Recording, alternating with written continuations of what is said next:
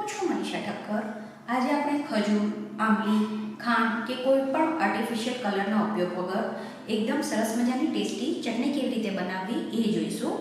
આને તમે ઉપવાસમાં કે ઉપવાસ વગર દરેક જાતના ફરસાણની સાથે સર્વ કરી શકો છો। તો ચાલો આને બનાવવાનું શરૂ કરીએ।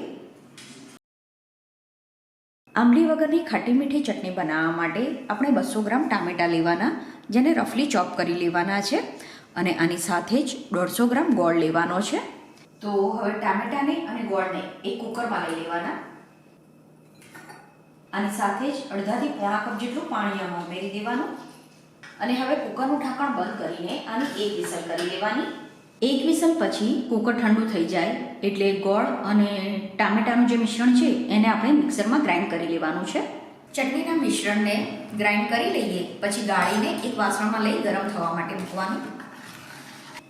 પછી આમાં થોડો આરારોટ પાવડર લેવાનો અને એને પાણીમાં મિક્સ કરીને આ રીતે સ્લરી બનાવીને એ સ્લરી આમાં ઉમેરવાની છે।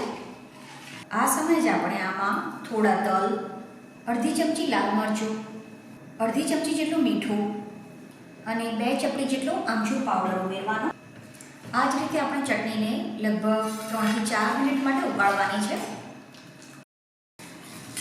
જેમ જેમ ચટણી ઉકળતી જશે એમ આ રીતે ઘટ થવા લાગશે।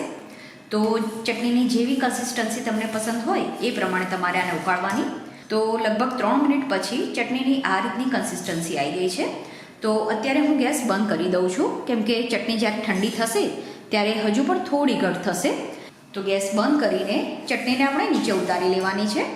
તો આ ચટણી ઠંડી થયા પછી આ રીતે એકદમ સરસ થીક થઈ જશે।